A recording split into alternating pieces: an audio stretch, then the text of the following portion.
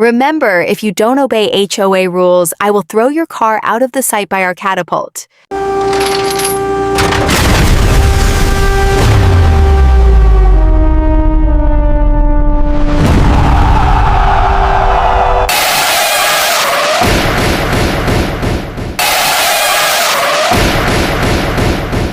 She tried to kick me off my own land. She was already standing in front of my truck when I stopped. A white SUV had been pulled sideways across the road, blocking the lane completely like it had every right in the world to do it. She stood there in sunglasses, an HOA lanyard hanging from her neck, a clipboard tucked against her chest. She hadn't bothered taking the sunglasses off, hadn't waited for me to step out, hadn't waited for anything. This road is private HOA property. Her voice was flat, clipped, already done deliberating. You're unauthorized. Leave now, or I'm calling 911. On the seat beside me was a manila envelope. Inside it was a certified copy of the deed to 2,300 acres my father had left me 6 weeks earlier. The road she was standing on was part of that land. I didn't mention that. Not yet. I just said, I've inherited the surrounding property. I'm here to take a look at what I own. She didn't adjust. Didn't reconsider, didn't blink. This road belongs to Parkwood Estates, HOA. She said it like it had been settled before either of us was born. I don't care what old deed you think you have. This road is not yours. I'm making the call right now. And she did. I'd made it maybe 200 yards past the entrance before she'd cut me off. Behind me, at the mouth of the road, a sign stood in the dirt, private road, no trespassing. Black letters on orange, bolted to a steel post sunk into soil that had carried my family's name on the county tax record since 1971. A second man had appeared by then, standing off to the shoulder. I'd find out later he was a board member. He crossed his arms and said nothing. Just watched. Karen photographed my license plate twice, then brought the phone to her ear. Yes, I have an unauthorized individual on HOA private property. He refuses to leave. I need an officer out here. She stood maybe 10 feet in front of my bumper like the road itself belonged to her posture. I turned off the engine. She had no idea she was standing in the middle of 2,300 acres that had belonged to my family for over 40 years. And if she had known, I don't think it would have changed her tone even a little. That was the thing about people like Karen. The paperwork was never really the point. The power was the point. She'd built a system that let her remove people from places. And right then, she was removing me. She just had no idea yet how quickly that system was about to come apart. I looked down at the asphalt beneath my tires. Cracked in places. Patched in others. Probably original to the early 1990s. My father's cattle had grazed this exact stretch of land before the developer ever came through. I'd been born while this acreage was still open field. And now, in 2024, I was sitting in my own truck being told by a woman with a clipboard that I had no business being there. Karen finished her call and folded her arms. The board member still hadn't moved. Across the street, a neighbor walking a dog glanced over and kept going. Nobody looked surprised. Apparently, this was just a normal Tuesday in Parkwood Estates. I watched her watch me. Mid-50s, dressed with intention, the kind of intention that tells you rules are being enforced every waking minute. Even the clipboard was angled outward just enough that anyone nearby could see the HOA letterhead. It wasn't just a tool. It was theater. I didn't say anything. Neither did she. The patrol officers arrived in 8 minutes. Karen met them at the edge of the road, like she'd rehearsed the moment. She walked them through it with calm efficiency. Unauthorized vehicle, private road sign, driver refusing to leave, HOA documentation available. In 90 seconds, she used the word private 4 times. Practiced, organized, calm. She had a system. And she used it regularly. One of the officers came to my window. Polite, careful, clearly interested in ending a property dispute that wasn't really his to resolve. He asked whether I had documentation showing I had a right to access the road. I told him I held the deed to the surrounding property, and that my attorney was reviewing the access question. He gave me the nod of a man choosing the path of least resistance. Sir, would you be willing to leave voluntarily for now, just until this gets sorted through proper channels? I looked past him at Karen. She stood on the road with her arms folded, watching with the expression of someone who had already written the final page of the story. So I put the truck in reverse. I backed out past the HOA sign, past the orange letters, past the steel post. In my mirror, Karen watched until I turned onto the county road and disappeared. The board member uncrossed his arms. The officers climbed back into the cruiser, and I drove toward town with the deed envelope on the dashboard and 96 homes behind me in a subdivision built on land my family had held since before the first foundation was ever poured. And all the way there, I kept thinking about the way she'd said it. This road belongs to Parkwood Estates HOA. The certainty in it. Not a bluff. Not even really a performance. She believed it. Completely. The way people believe things that have simply never been tested.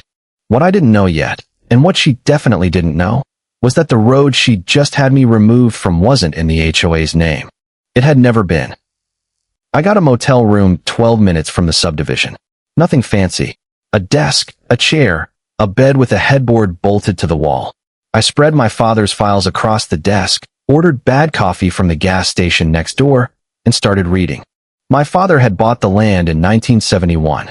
2,300 acres of pasture and timber just outside a mid-sized city that hadn't yet decided how fast it wanted to grow. He ran cattle on the south portion, leased timber rights on the north, and otherwise left it alone. It was an investment, a retirement plan, and something to leave behind. He paid the property taxes every year without fail. The county recorded every payment. For 20 years, nothing happened. Then in 1991, a developer called Hollister and Sons came to see him. They wanted to build a residential subdivision on the eastern edge of the acreage. Planned community. Roughly 100 homes. Something the city could absorb as it expanded. My father didn't want to sell. He'd watched enough land deals go bad to be cautious about what he signed. What he agreed to instead was simpler. A license. Hollister could cut a road through the eastern corridor of his property, a half-mile stretch connecting the new subdivision to the county road. In exchange for a one-time payment and a maintenance agreement, my father would allow the developer to use that corridor for access. The arrangement was written up in a 2-page letter. Both parties signed it. It was filed at the county recorder's office. And then Hollister built the road, sold the homes, handed off the HOA, and moved on to the next development. The HOA inherited everything. The common areas. The signage. The responsibility for maintaining the road. And because nobody stopped to ask the obvious question out loud, they also inherited the assumption that came with it. That the road was theirs. 30 years passed. The road got paved twice. The signs went up. Residents paid their dues. And everyone assumed, like people always assume with infrastructure, that somebody had sorted out the paperwork a long time ago. My father never corrected that assumption. By then he was in his 70s, then his 80s, his health declining in the quiet kind of way that only becomes obvious in hindsight. He knew about the road. He just didn't pursue it. Maybe he figured the license would hold. Maybe he thought it wasn't worth the trouble. Maybe he simply didn't want one more fight late in life. I don't know. What I do know is that he died without explaining any of this to me. And what he left behind was a tax file, a deed, and a problem that had been compounding interest for 3 decades. Karen, I learned, had arrived 6 years earlier. She moved into Parkwood Estates with her husband, and within 6 months had attended every board meeting and joined 2 committees. She was organized. She was relentless. And she had the kind of appetite for procedural conflict that most people reserve for things they actually love. Within 18 months, she had maneuvered herself into the board president's seat. Within 3 years, the HOA was almost unrecognizable. I learned most of that from Gerald Patterson. He'd lived in Parkwood Estates since the subdivision opened, one of the original buyers, back when the road was still fresh asphalt and the landscaping hadn't filled in. He was 74, retired, and when I called, he answered on the second ring like he'd been expecting me. We met at a diner on Route 9 just outside the subdivision. Vinyl booths. Fluorescent light. Surprisingly decent coffee. He brought a manila folder about an inch thick and set it on the table between us without opening it. I keep everything, he said. Started about 3 years ago when I realized nobody was going to help us. He talked for nearly 2 hours. I mostly listened. Karen had built a fine structure with 47 categories of violation. Grass above 3.5 inches, $150. Holiday lights still up after January 10th, $200. Unapproved vehicle in the driveway overnight, $75 per night. Everything compounded weekly if unpaid. 3 families in 4 years had sold their homes rather than keep fighting the balances. Not because they were wrong, Patterson told me, but because the legal cost of being right was higher than the cost of leaving. Then he looked down at his coffee and added quietly, "She knows that." That's the point. The one that stayed with him most was his driveway. In 2020, he poured a 4-foot concrete extension at the top to keep his car level during winter. He measured it himself, checked the HOA guidelines, and was sure it met the setback requirement. He was off by 3 inches. Karen showed up with an HOA-hired crew 8 weeks later. Patterson watched from his front window while they broke up the concrete with a jackhammer. Karen was there in person. She didn't speak to him. She observed. For years earlier, she'd passed a board resolution. No resident vote, no advance notice, establishing a $400 annual road upkeep fee per household.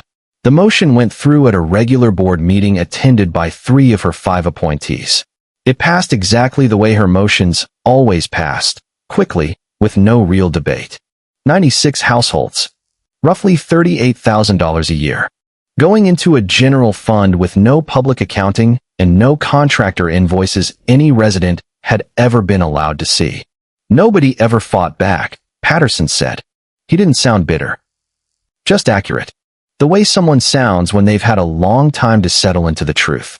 We were all afraid of what she'd do next. That night, I drove back out to the land and parked at the edge of the eastern corridor where the county road met the HOA asphalt.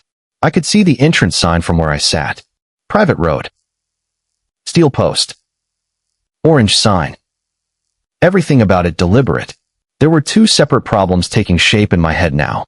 One was Karen, her fines, her fees, the structure she'd built to keep 96 households in a permanent state of managed anxiety. The other was older. Quieter. And much more important. A road built on a license nobody had bothered to read carefully in 30 years. A legal foundation that might not actually be a foundation at all. I sat there in the dark thinking about that 2-page letter filed in Book 44 at the county recorder's office. I hadn't read it yet.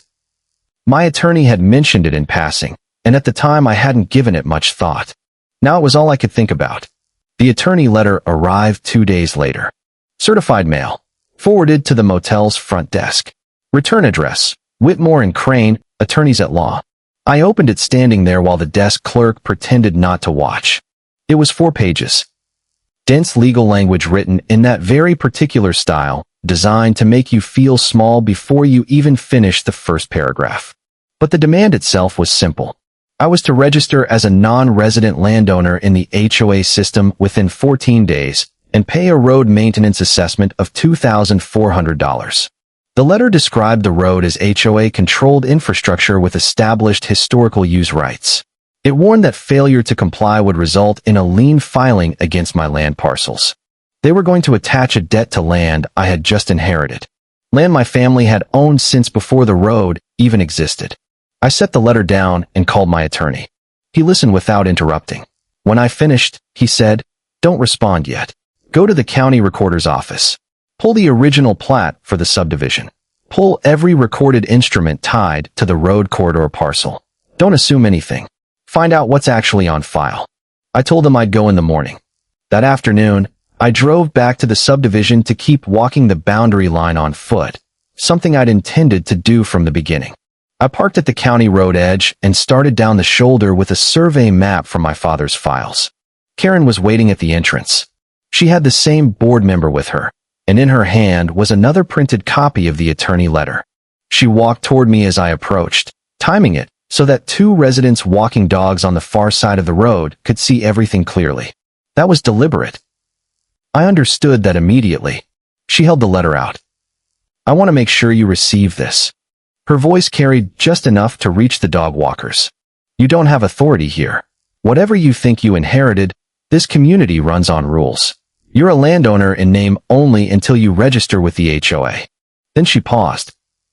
"Follow the rules, or we will bury you in legal fees until following them is the cheaper option." I took the letter.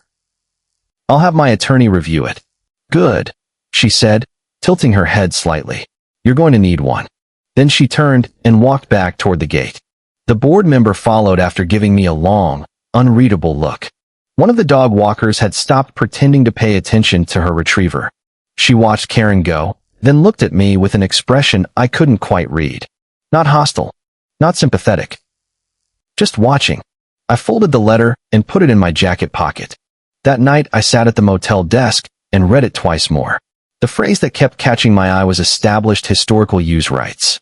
It sounded authoritative. It sounded like something a court had already decided. But it wasn't evidence.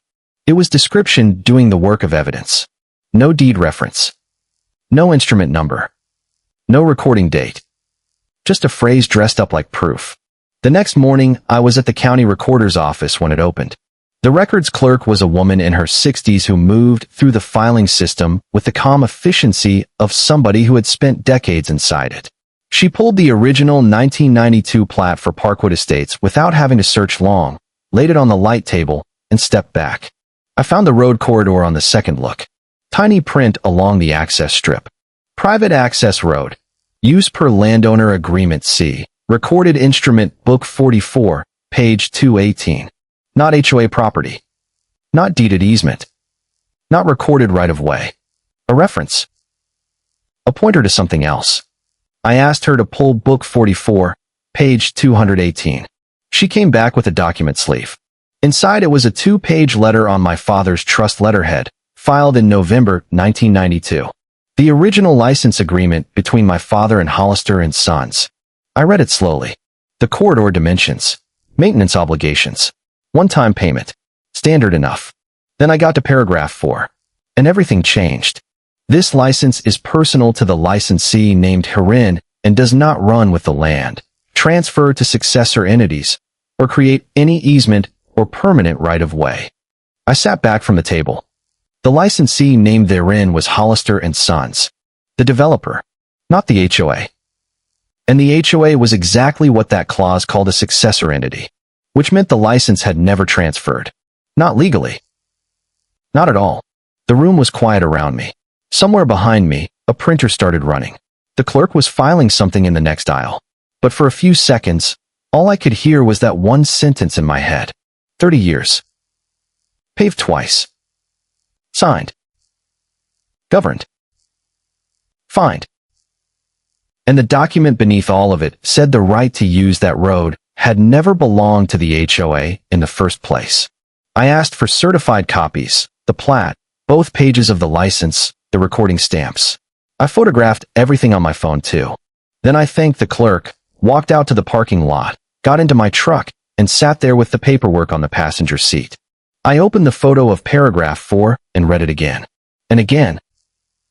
Then I set the phone face down and stared out at the parking lot for a long time. I called Patterson the next morning. He told me to come by. I parked on the county road shoulder. I wasn't going past that entrance sign again until the legal question was settled, and walked to his front door. His house sat on a corner lot. Modest. Well kept. I noticed the driveway before anything else.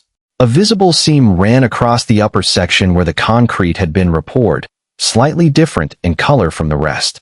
The scar of something that had been broken and replaced. He had coffee ready and another folder on the kitchen table. For years, he said as he sat down. Every notice, every fine, every letter they sent me. He slid it across. I opened it. Violation notices going back to 2020. 150, 200, 75 per night. Weekly compounding fees. Escalations. Follow-ups. Highlighted totals and the margins. His own handwritten notes added over time with the patience of someone assembling a case he never thought anyone would ask to see. Total fines assessed against Patterson in 4 years, $14,000. Amount he had actually paid to avoid a lien on his house, $9,200. He watched me read. When I looked up, he shrugged. Not resigned. Precise. The math always worked out in her favor. That was by design. Over the next 2 days, 3 more residents reached out. Patterson had mentioned, very quietly, that someone was asking questions, and they came forward the way people do when they've been waiting longer than they expected to. The first was a woman named Diane. She worked early shifts and one morning had been loading groceries into her car at 7 a.m. when an HOA tow truck pulled up and hooked her rear axle while she was standing right there. The stated reason: her vehicle was blocking an HOA sight line. She was in her own driveway. She had kept the tow receipt because she didn't know what else to do with it, and throwing it away felt too much like admitting she deserved it. The second was a man in his 40s who had put up a political yard sign during the last election cycle. Karen sent him a violation notice with a $500 fine after 9 days. The HOA's bylaws had a provision against political or divisive signage. He later discovered that state law prohibited HOAs from restricting political signs during election periods. He wrote back and said so. Karen's attorney responded with a letter suggesting the matter could be resolved if he paid a reduced fine of $300 and removed the sign. He paid. The third was a woman who had repainted her shutters. The HOA's approved color chart included 4 shades of gray. She matched one as closely as the paint store's system could manage. The violation notice arrived 48 hours after the paint dried. Her shade was non-compliant. Not wildly different. Not dramatic. Just non-compliant. She repainted them. And still got fined for the original violation. I asked all 3 the same question. Had they ever voted on the road maintenance fee? None of them had. None of them had even been asked. Patterson dug back into his folder and produced a set of HOA meeting minutes he had printed from the community portal 4 years earlier, before Karen restricted archive access. The road fee appeared on page 3 under a section called Board Resolutions. 1 motion. Seconded by a Karen appointee. Approved by 3 of 5 board members present. No resident notice period. No open comment. No vote. Karen's motion. Karen's people. Karen's signatures. For $100 per household per year. 96 homes. I did the math while Patterson refilled my coffee. A little over $150,000 collected across 4 years under a resolution no resident had ever been allowed to approve. I asked where the money had gone. Nobody knew. The annual budget summaries listed road maintenance costs under a line called infrastructure maintenance. No contractor invoices had ever been published. No repair schedule. No breakdown. Just a number that appeared each year, slightly different, in documents most residents never read closely enough to challenge. That afternoon, I drove to the county property tax office and pulled the parcel records for the road corridor. My family had been assessed for that parcel every single year since 1971. Every year paid. No lapse. No interruption. That mattered. Because sometimes, if an owner stops paying taxes or behaves like land no longer matters to him, another party can start building an argument around abandonment. There was no version of that argument available here. My family had paid on that parcel for over 50 years. I sent everything to my attorney that night. The plat, the license, the tax records, the meeting minutes, Patterson's documents, Diane's tow receipt, all of it. 2 days later, his written opinion arrived by email. I read it at the motel desk with the folder open beside me. The HOA had no recorded easement. The original license was non-transferable by its own terms and had never been reissued to any successor entity. I set the printout down and looked up at the ceiling. The HOA's 30 years of road use had been permissive. The owner had known and allowed it. Permissive use cannot become a legal right. That was the whole thing. 2 sentences. I printed the opinion and added it to the folder. By then it was almost 2 inches thick. I looked at it for a while. Then I thought about the $2,400 assessment letter. The lien threat. The way Karen had handed me that second copy in front of the dog walkers like she was serving papers on someone too ignorant to know what was coming. I didn't call her. I didn't send any letters. I wasn't ready. Instead, I spent the next 2 full days walking the land. The south pasture. The timber sections. The eastern corridor where the road ran. All 2,300 acres. I hadn't really done that yet. Not since my father died. It took longer than I expected. The property was bigger than memory had made it. When I came back on the 3rd day, there was a notice tucked under my windshield wiper. HOA letterhead. Orange border. Unauthorized vehicles subject to tow. Parkwood Estates HOA.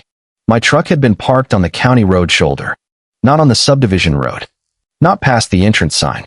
On the public shoulder where I had been leaving it every morning before walking onto the property. I stood there for a second, looking at where I'd parked, then at the notice, then back at the road. They had tagged my vehicle on a public road. I set the notice on the passenger seat with the rest of the paperwork and drove to the motel. Another certified package from Whitmore and Crane was already waiting at the front desk. This one was heavier. Karen had filed a prescriptive easement claim with the county court. I read the cover letter standing up. Then I sat down on the bed and read all 11 pages. The argument was straightforward. Parkwood Estates HOA had used the road openly and continuously for more than 30 years, and under state law, that kind of long-term visible use could create a permanent right-of-way even without a deed. A prescriptive easement. Plain English version. Use somebody else's land openly long enough without being stopped, and a court may grant you permanent access. No deed transfer. No compensation. Just time, use, and a legal doctrine. I felt the weight of that settle somewhere behind my ribs. Karen knew this. Her attorney knew this. And if the filing worked, I would lose that corridor permanently. Not because I was wrong about title. Because my father had spent 30 years being patient on land he never imagined he'd have to defend. I called my attorney immediately. He was quiet for a moment after I explained. Then he said, "Read me their exact language on historical use. Word for word. Don't paraphrase." So I did. Their attorney had been meticulous. The filing carefully laid out continuity, duration, maintenance history, community reliance. I read through the paragraphs until he stopped me. "Read that last sentence again." I found it. The HOA maintained and used the road openly and with the historical knowledge of the landowner throughout the entirety of the claimed period. Silence. Then he said, "She just killed her own case. Prescriptive easement requires hostile use without the owner's knowledge or consent. But Karen had just stated in a court filing that my family had always known about the road. That meant the use was permissive, allowed. Exactly what my attorney had already concluded independently. I sat back. The filing kept getting worse for her the more I read. On page 4, her attorney had written that the landowner's long history of inaction and acquiescence demonstrated tacit approval of HOA authority over the corridor. Tacit approval. Permission. And permission, unlike an easement, can be revoked. She had cited every fact correctly. 30 years of use. Owner knowledge. No objection on record. Accurate, all of it. And every one of those facts pointed in the opposite legal direction from the one she wanted. What I didn't know then was that the same morning she filed with the court, Karen had also sent a letter to all 96 households. Patterson called that evening. She wrote to the whole neighborhood, he said.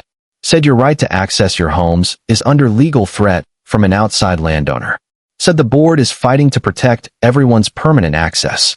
Asked residents not to engage with you individually while proceedings are ongoing. Then he paused. Some of them believe her. How many? Enough to matter. He told me Diane had backed away. Said she couldn't be involved anymore. Another resident was telling people I was trying to hold the community hostage for money. I looked down at the 11-page filing spread out on the desk. Karen understood something very well.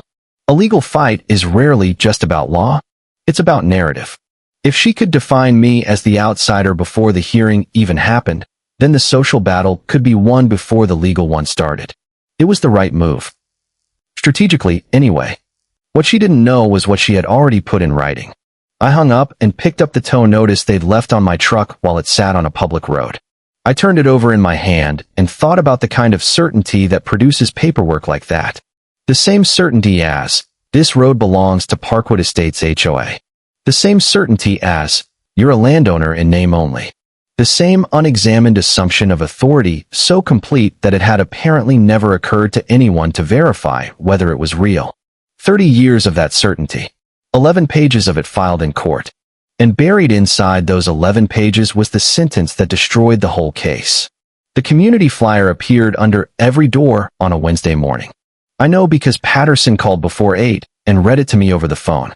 Community meeting, protecting our future together. Thursday, 7 p.m. HOA community room. This meeting concerns every family in Parkwood Estates. Your presence matters. I wasn't invited. I went anyway. The community room sat near the common area. Rectangular building. Folding chairs.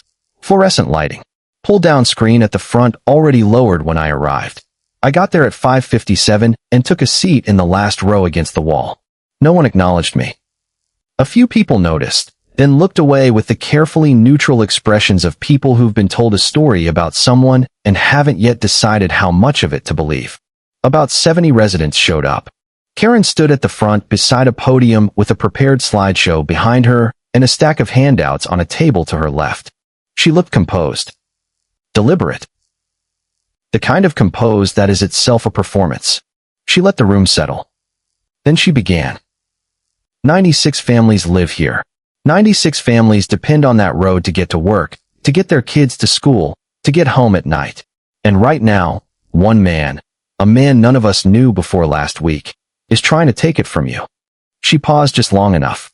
I want to be honest with you tonight about what we're facing.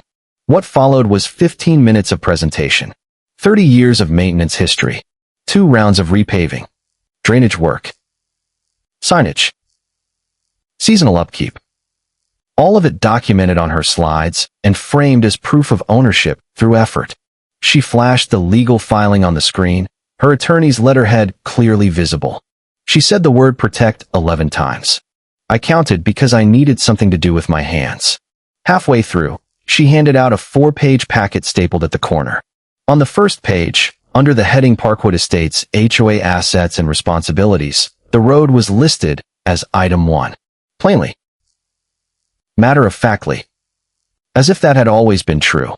I folded the handout and put it in my jacket pocket. Then she opened the floor for comments. They came fast. A woman in the 3rd row said she was a working mother with 2 kids in elementary school and needed to know her family could still get home safely.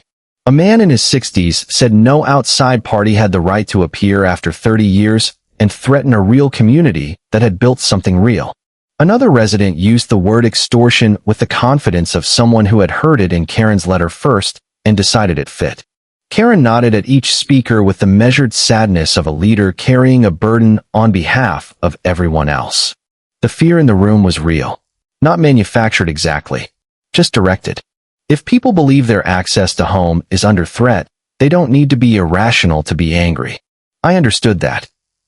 So I sat in the last row and let it happen. Eventually Karen looked toward the back. I believe the individual in question is actually here tonight. 70 heads turned. Since he's here, I'll give him 2 minutes. I stood up. The room went silent. I understand everyone here is worried about access, I said. That's reasonable. I'm not here to take anything from you.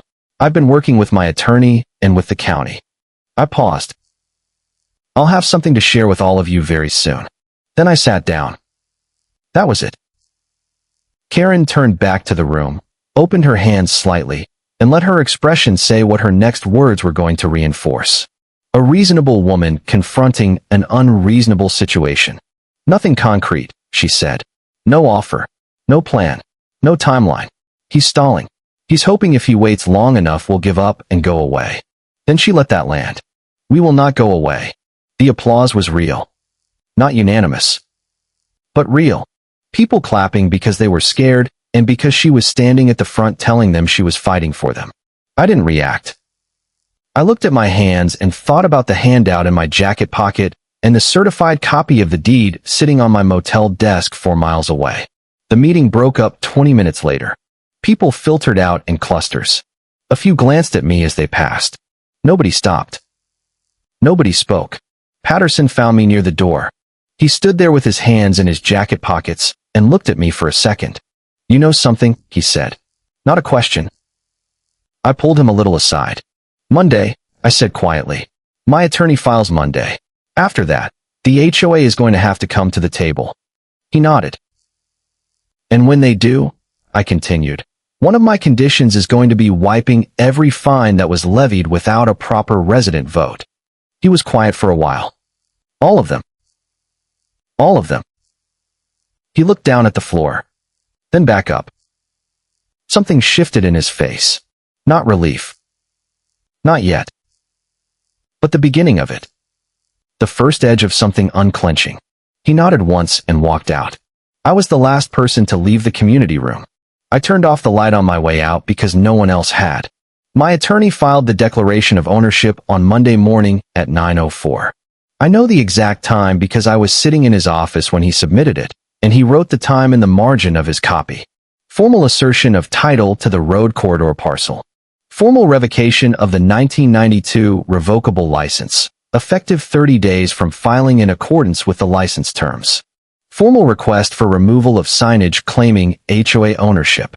He slid the copy across the desk and said, "Now we wait for the county to ask them a question they can't answer."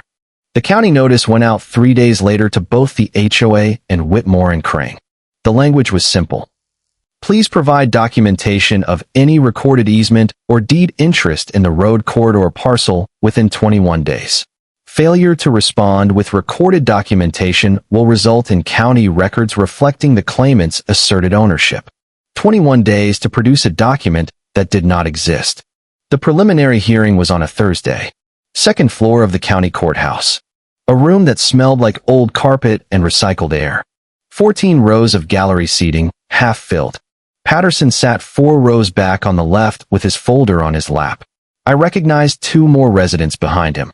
The woman whose car had been towed and the man with the yard sign. They hadn't told me they were coming. They came anyway.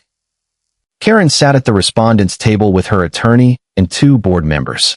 She was dressed carefully, composed in the way I had come to recognize as performance. Her attorney had a 3-inch document binder placed squarely in front of him. My attorney opened simply. "Your Honor, we're going to show 3 things. First, that my client's family has held recorded fee simple title to the road corridor parcel since 1971. Second, that the HOA's only legal basis for using that road was a personal, revocable, non-transferable license that expired when the original licensee dissolved. Third, that the respondent's own court filing eliminates any possibility of a prescriptive easement claim." Karen's attorney rose to object before he was done. The judge raised one hand. "I'll hear the documents first."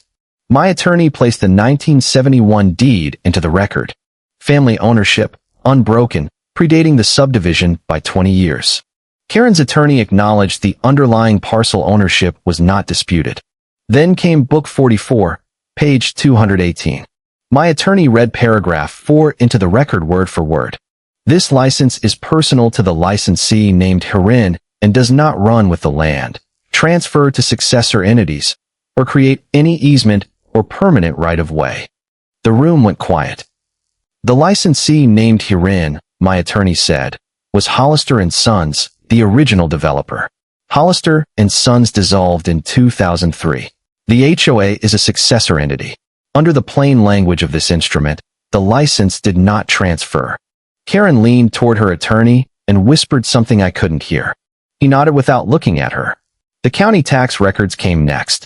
50-plus years of annual assessment and payment on the corridor parcel. My family's name on every line. "This eliminates any argument of abandonment or constructive transfer," my attorney said. Then he picked up Karen's prescriptive easement filing. He turned to the section her attorney had worked hardest to build, and he read the sentence out loud. "The HOA maintained and used the road openly and with the historical knowledge of the landowner throughout the entirety of the claimed period." Then he set the filing down. "Your Honor, prescriptive easement requires hostile use. Use without the owner's knowledge or consent. The respondent has certified to this court that the landowner always knew. That is the textbook definition of permissive use. You cannot acquire a prescriptive right through use the owner permitted. The respondent's own filing is the most complete rebuttal of the respondent's own claim that I have seen in 20 years of practice." The judge looked down at his copy. Read the sentence again silently. Then looked up at Karen's attorney. "Counsel, how do you respond to that?" He was a careful man. You could see it in the binder, in the preparation, in the way he spoke. He had clearly worked hard on a case that had just been dismantled by his own client's wording. "Your Honor," he said, "we would argue the spirit of the original arrangement, 30 years of accepted community use, infrastructure investment, reasonable reliance." The judge stopped him. "The spirit doesn't get recorded with the county." He said it without force, just plainly, like a man stating a fact that shouldn't need defending. Then he ruled. "Prescriptive easement claim denied." Use permissive from inception. License non-transferable. No recorded easement. No deed interest. No prescriptive right. The road corridor was my property. I looked at Karen. She had gone very still. Not the composed stillness she'd been wearing all morning. Something different. The stillness of somebody whose internal architecture has just shifted and who hasn't yet figured out what expression is supposed to come next. Her attorney was already writing in the margin of his binder. The board member on her left stared at the table. The one on her right stared at the back wall and kept staring. For rows behind me, Patterson exhaled slowly and set his folder on the seat beside him. My attorney filed the formal access notice before we even left the building. 30-day window for the HOA to enter easement negotiations. If no agreement was reached, he would install a gate and restrict access until terms were settled. I walked out into the courthouse parking lot and stood there in the afternoon light for a moment. Behind the glass doors, I could still see Karen sitting at the respondent's table. Her attorney had his phone out. She hadn't moved. By that evening, the unraveling had started. One board member resigned at 6:17 p.m., a second at 8:40. Karen called an emergency board meeting for Friday night, framing it as a rallying point, an opportunity to assess next steps and maintain community solidarity. The meeting lasted 11 minutes. 3 residents with outstanding fines from Karen's tenure showed up carrying copies of their notices. When Karen called the meeting to order, the woman whose car had been towed stood up and tore her notice in half. Not dramatically. Deliberately. Like she had imagined the moment for a long time. The other 2 did the same. Karen called for a vote to authorize continued legal action. She got 2 votes. Her own and 1 holdout. The motion failed 2-4. At 10:08 that night, Patterson texted me. Meeting over. For against. She didn't say anything when it failed. Just picked up her folder and left. A minute later, another text. Diane's neighbor just knocked on her door to apologize. Thought you should know. I read both sitting in the motel parking lot. The deed envelope was on the seat beside me, the same one I'd been carrying since the first day I drove to Parkwood Estates. I picked it up and held it in both hands. 30 years of assumption. 11 pages of a filing that had argued every fact correctly and collapsed on 1 sentence. And a judge in a room that smelled like old carpet who had said the quiet part out loud in 8 words. The spirit doesn't get recorded with the county. The county crew arrived on day 9 of the 10-day compliance deadline. 3 men. 1 truck. A socket wrench. It took them less than 4 minutes to remove the private road, a no trespassing sign from the steel post at the entrance. One of them laid it face down in the truck bed without ceremony. Then they replaced it with a standard county road marker. White, reflective, nothing on it but the route designation. I was parked on the county road shoulder when they did it. The same spot where I'd been leaving my truck every morning since the beginning. I watched through the windshield and didn't get out. It wasn't dramatic. It was just a sign coming down.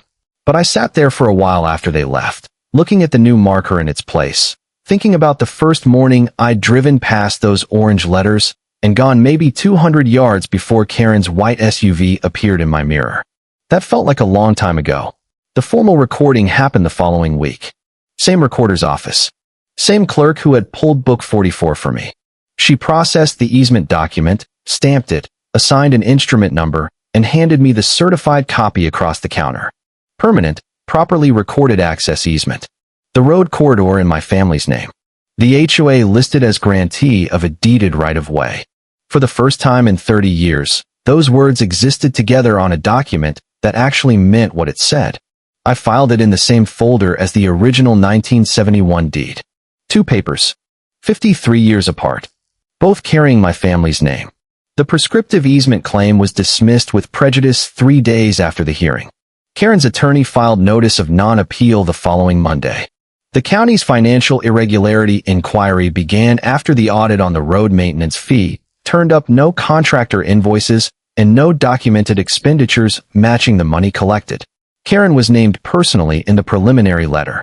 The inquiry also covered the HOA's practice of using county emergency services to enforce access restrictions the board had no authority to impose. The 911 call from my first morning on the property was in the file. I only know that because Patterson's attorney mentioned it in passing. For years, 96 households. For $100 a year. Total collected, $152,640. The inquiry was ongoing, but the new board had already voted to return every dollar to residents pro rata by certified check within 90 days. Patterson called me when his arrived. "It's more than I expected," he said. I told him it was his money. He said he knew that, and that's not really what I meant. Then he didn't say anything else, because he didn't have to. Karen's resignation had been a condition of the easement agreement. The new board insisted on it. The remaining members agreed without argument. At the final negotiation meeting, she asked to remain in an advisory role without voting rights. The board voted it down 4-0 and moved to the next agenda item. She listed her house 5 weeks later. Patterson told me she'd joined a board in a subdivision 2 counties over. He said he felt sorry for those people. I told him I did too. 3 new board members were elected by resident vote, the first open election Parkwood Estates had held in 4 years. Their first resolution was simple. Any fine above $200 required majority approval from the community at large, not just a board motion. It passed unanimously, added to the bylaws within the month. A few weeks later, they held a gathering in the community park on a Saturday morning at 9. Not a town hall. No podium. No screen. No agenda. Just folding tables, decent coffee from a local place Diane had arranged, and around 40 residents who came to hear what happened next. I kept it short. The easement was recorded. Access was permanent. The legal question was settled. The road was theirs to use the way it always should have been documented. Protected. Belonging to no single person's authority. And I told them I wasn't going anywhere. The land would stay in the family. They'd have a neighbor who answered his phone. Nobody asked about Karen. I was grateful for that. Patterson shook my hand at the end and held it a second longer than people usually do. He looked like he had slept properly for the first time in a long while. It suited him. The woman who had called me a bully in a nice shirt at the community meeting waited until most of the others had drifted off. Then she walked over and stood beside me at the table, looking at what remained of the coffee setup. "I was wrong about you," she said. "I'm sorry." I told her she had been trying to protect her home. That the instinct was right, even if the direction had been wrong. She nodded and walked back across the park without looking back. And I remember thinking that was probably the right ending for that conversation. 2 weeks after the easement was recorded, I drove to the road entrance at 6:30 in the morning. The gate I had installed during the 30-day notice period was still there. Black steel. Padlocked. Property notice on the post beside it with my name and the parcel ID. I got out, unlocked the padlock, swung the gate open, and left it open. I'd had a mounting bracket installed so it would hold in place when opened. It did. Then I got back in the truck and sat there. The first car came through at 6:42. A woman I didn't recognize holding a travel mug, eyes fixed on the road ahead. Then a contractor's truck. Then a minivan with a soccer sticker and 2 kids in the back staring at their phones. None of them knew whose land they were driving over. None of them knew about Book 44, or Paragraph 4, or the sentence that ended Karen's kingdom in a courtroom that smelled like old carpet. They just needed to get somewhere. And the road was open. That was the point. I drove out to the south pasture and parked. Got out. Stood in the grass. 2,300 acres. My father's name in the tax records back to 1971. My name there now. I took the easement document from my coat pocket, the one with the recording stamp, and held it for a moment. Then I folded it and put it back. The land was quiet that early. It usually was. I stood there until the light changed. Then I drove.